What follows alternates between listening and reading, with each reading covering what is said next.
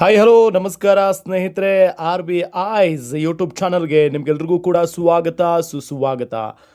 ಏನು ಫ್ರೆಂಡ್ಸ್, ಇದು ಸೋಷಿಯಲ್ ಮೀಡಿಯಾನ ಅಥವಾ ಇದು ಬಚ್ಚಲ ಮನೇನ ಒಂದು ಅರ್ಥ ಆಗ್ತಾ ಇಲ್ಲ. ಯಾಕೆ ಅಂತ ಅಂದರೆ ಯಾರ್ಯಾರೋ ಬರ್ತಾರೆ, ನಾವು ಆ ಕಷ್ಟದಲ್ಲಿದ್ದೀವಿ ಈ ಕಷ್ಟದಲ್ಲಿದ್ದೀವಿ, ಕರ್ಮಗುರು ಕೇಳೋಕ್ಕಾಗ್ತಿಲ್ಲ.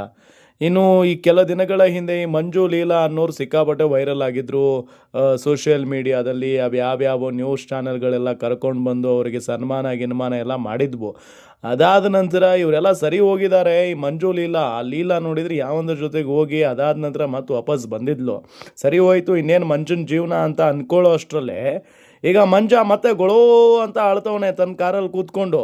ನೋಡಿ ಆ ವಿಡಿಯೋನ ಒಂದು ಸ್ವಲ್ಪ. ನಮಸ್ಕಾರ, ನಾನು ಮಂಜು ಮಾತಾಡ್ತಾ ಇದ್ದೀನಿ. ಎಲ್ಲರಿಗೂ ನಮಸ್ಕಾರ. ನಾನು ತುಂಬ ಸ್ವಲ್ಪ ಕಷ್ಟದಲ್ಲಿ ಫ್ರೆಂಡ್ಸ್. ನಾನು ಕಿಡ್ನಿ ಕೊಡ್ತಾ ಇದ್ದೀನಿ, ನಾನು ಕಾರು ಸಮೇತ ಮಾರ್ತಾ ಇದ್ದೀನಿ ಫ್ರೆಂಡ್ಸ್. ನಾನು ಇಲ್ಲಿಲ್ಲ, ಬೆಂಗಳೂರಲ್ಲೇ ಇದ್ದೀನಿ. ಎಲ್ಲಾದರೂ ಕರೀರಿ ಫ್ರೆಂಡ್ಸ್, ಬಂದು ಒಂದು ಕಿಡ್ನಿ ಕೊಡ್ತೀನಿ. ತುಂಬ ಕಷ್ಟದಲ್ಲಿ ಇದ್ದೀನಿ, ನನಗೆ ಯಾರೂ ಇಲ್ಲ ಫ್ರೆಂಡ್ಸ್, ನಾನೊಬ್ಬನೇ. ತುಂಬ ತುಂಬ ಅಂದರೆ ತುಂಬ ಕಷ್ಟ. ದುಡ್ಡಿದ್ರೆ ಫ್ರೆಂಡ್ಸ್ ಬೆಲೆ ನನಗೆ ಗೊತ್ತಾಯಿತು. ನನಗೇನು ತುಂಬ ಸ್ವಲ್ಪ ನೋವಾಗಿದೆ. ಯಾರನ್ನಾಗಲಿ ಫ್ರೆಂಡ್ಸ್, 63K ಇದೆ ನಂದು. ನನಗೆ ಇದಕ್ಕೆ ಮಾಡಿ ಫ್ರೆಂಡ್ಸ್, ನನಗೆ ವಾಯ್ಸ್ ಮೆಸೇಜ್ ಮಾಡಿ, ನಾನು ಬರ್ತೀನಿ. ನೀವು ಎಲ್ಲಿ ಕರಿತೀರೋ ಅಲ್ಲಿ ಬರ್ತೀನಿ. ನೋಡಿದ್ರಲ್ಲ, ನೋಡಿ ಹಾಯ್ ಫ್ರೆಂಡ್ಸ್ ಅಂತ ಶುರು ಮಾಡ್ತಾನೆ. ಅದಾದ ನಂತರ ಕಣ್ಣೀರೇ ತೆಗೆದುಬಿಡ್ತಾನೆ ಈ ಮನುಷ್ಯ. ಏನಾಯ್ತಪ್ಪ ಅಂತ ಕೇಳೋ ಅಷ್ಟರಲ್ಲಿ ಕಿಡ್ನಿನೇ ಕೊಡ್ತೀನಿ ಅಂತಾನೆ. ಯಾಕೆ ಅಂದರೆ ತುಂಬ ಕಷ್ಟದಲ್ಲಿದ್ದೀನಿ ಫ್ರೆಂಡ್ಸ್ ಅಂತ ಹೇಳ್ತಾನೆ. ದೇವ್ರೇ, ಇವ್ರ ಗೋಳು ಕೇಳೋಕ್ಕಾಗ್ತಾ ಇಲ್ಲ ಗುರು. ಯಾಕೆ ಅಂತ ಅಂದರೆ ಕೆಲವೇ ದಿನಗಳ ಹಿಂದೆ ಇವ್ರ ಗೋಳು ಮುಗಿದೋಗಿತ್ತು. ಕರ್ಮ ಕಳೀತಲ್ಲಪ್ಪ ಅಂತ ಹೇಳಿ ಸುಮ್ಮನೆ ಇದ್ವಿ. ಇನ್ಸ್ಟಾಗ್ರಾಮ್ ಓಪನ್ ಮಾಡಿದರೆ ಸಾಕು ಇವ್ರದೇ ಸುದ್ದಿ ಇತ್ತು. ಈಗೇನೋ ಇರಲಿಲ್ಲ, ಸ್ವಲ್ಪ ಆರಾಮಾಗಿದ್ವಿ. ಮತ್ತೆ ನೋಡಿದರೆ ಶುರು ಹಚ್ಕೊಂಡ್ಬಿಟ್ಟಿದ್ದಾರೆ. ಇದನ್ನು ಡ್ರಾಮಾನು ಅಥವಾ ರಿಯಲ್ಲು ಏನು ಒಂದು ಗೊತ್ತಾಗ್ತಾ ಇಲ್ಲ. ಯಾಕೆ ಅಂತ ಅಂದರೆ ಈ ವ್ಯಕ್ತಿ ಮಂಜ ಹೇಳ್ತಾ ಇರೋ ಪ್ರಕಾರ ನಾನು ತುಂಬ ಕಷ್ಟದಲ್ಲಿದ್ದೀನಿ, ನನಗೆ ಯಾರೂ ಇಲ್ಲ, ನನ್ನನ್ನು ಕಷ್ಟ ಕೇಳೋರು ಯಾರೂ ಇಲ್ಲ ಅಂತ ಹೇಳ್ತಾ ಇದ್ದಾನೆ. ಅಂದರೆ ಈತ ಡೈರೆಕ್ಟಾಗಿ ಹಿಟ್ ಮಾಡ್ತಾ ಇರೋದು ತಮ್ಮ ಸಂಬಂಧಿಕರಿಗೆ, ನನಗೆ ಅಣ್ಣ ಇಲ್ಲ, ತಮ್ಮ ಇಲ್ಲ, ಯಾರೂ ಇಲ್ಲ ಅಂತ ಹೇಳ್ತಾ ಇದ್ದಾನೆ. ಓಕೆ, ನಿನ್ನ ಹೆಂಡ್ತಿ ಎಲ್ಲೋದ್ಲಪ್ಪ, ಲೀಲಾ ಎಲ್ಲೋದ್ಲು? ನೀವೆಲ್ಲ ಇಬ್ಬರು ಸೇರಿಕೊಂಡು ಈಗ ಪ್ರಮೋಷನ್ ವೀಡಿಯೋಸ್ ಎಲ್ಲ ಸಖತ್ತಾಗೆ ಮಾಡ್ತಾ ಇದ್ದೀರಾ, ಒಳ್ಳೆ ದುಡ್ಡು ಮಾಡ್ತಾ ಇದ್ದೀರಾ. ಕಷ್ಟ ಎಲ್ಲಿಂದ ಬಂತು? ಯಾಕೆ ಕಷ್ಟ ಬಂತು? ಏನು ಸಾಲಾಗಿಲ್ಲ ಮಾಡ್ಕೊಂಡಿದ್ದೀರಾ? ಏನು ಕತೆ?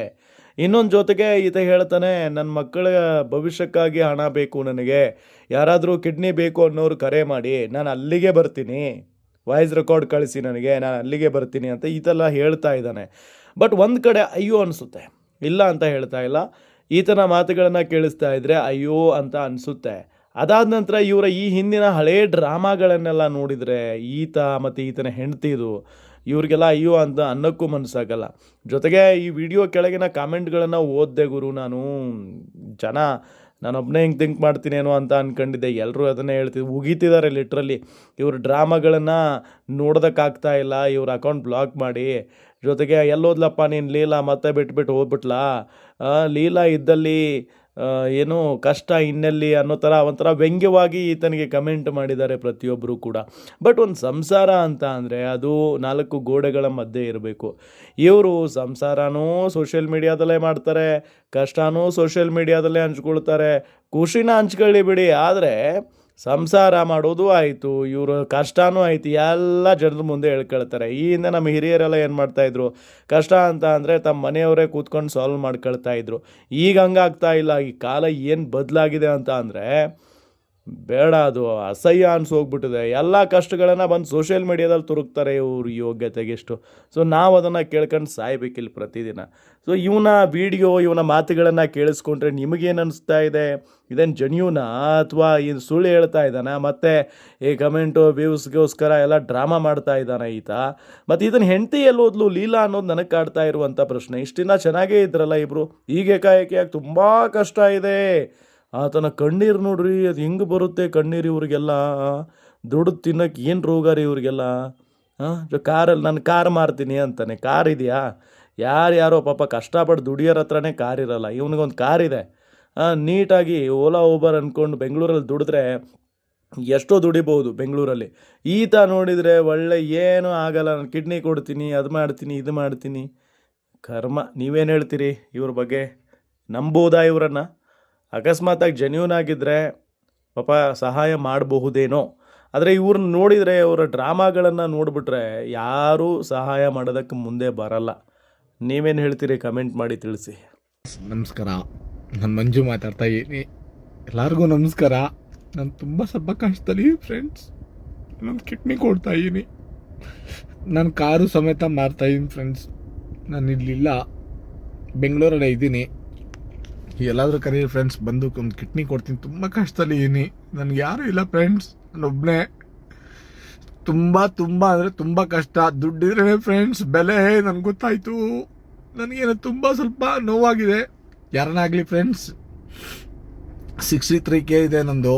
ನನಗೆ ಇದಕ್ಕೆ ಮಾಡಿ ಫ್ರೆಂಡ್ಸ್, ನನಗೆ ವಾಯ್ಸ್ ಮೆಸೇಜ್ ಮಾಡಿ. ನಾನು ಬರ್ತೀನಿ, ನೀವು ಎಲ್ಲಿ ಕರಿತೀರೋ ಅಲ್ಲಿ ಬರ್ತೀನಿ. ತುಂಬ ಕಷ್ಟ ಇದೆ. ಆಮೇಲೆ ನನ್ನ ಕಾರು ಫ್ರೆಂಡ್ಸ್, ಕಾರು ಕೊಡ್ತಾಯಿದ್ದೀನಿ. ತುಂಬ ಅಂದರೆ ತುಂಬ ಕಷ್ಟ ಇದೆ ನನಗೆ. ಅಕ್ಕ ತಂಗಿರು, ಅಣ್ಣ ತಮ್ಮಿರು ಯಾರು ನನಗಿಲ್ಲ ಫ್ರೆಂಡ್ಸ್, ನಾನೊಬ್ಬನೇ ಫ್ರೆಂಡ್ಸ್. ತುಂಬ ಕಷ್ಟದಲ್ಲಿ ಫ್ರೆಂಡ್ಸ್. ನಾನು ಹೇಳ್ತಾ ಇದ್ದೀನಿ, ತುಂಬ ಅಂದರೆ ತುಂಬ ಕಷ್ಟ. ಸುಮ್ಮನೆ ವಿಡಿಯೋ ಮಾಡ್ತಾ ಇಲ್ಲ ಫ್ರೆಂಡ್. ನಾನು ತುಂಬ ಕಷ್ಟದಲ್ಲೇ ಇದ್ದೀನಿ. ನನ್ನ ಕಾರಲ್ಲಿ ಕೂತ್ಕೊಂಡು ನಾನು ಹೇಳ್ಕೊತಾ ಇದ್ದೀನಿ ಫ್ರೆಂಡ್. ನನಗೆ ಯಾರು ಕೇಳೋರು ಯಾರಿಲ್ಲ ಫ್ರೆಂಡ್ಸ್. ನಾನು ಒಬ್ಬ ಆಗ್ಬಿಟ್ಟಿದ್ದೀನಿ ಫ್ರೆಂಡ್ಸ್. ಇವಾಗ ಲೈವಲ್ಲೇ ಮಾತಾಡ್ತಾ ಇದ್ದೀನಿ ಫ್ರೆಂಡ್ಸ್. ನಾನು ಸುಮ್ಮನೆ ಮಾತಾಡ್ತಾ ಇಲ್ಲ.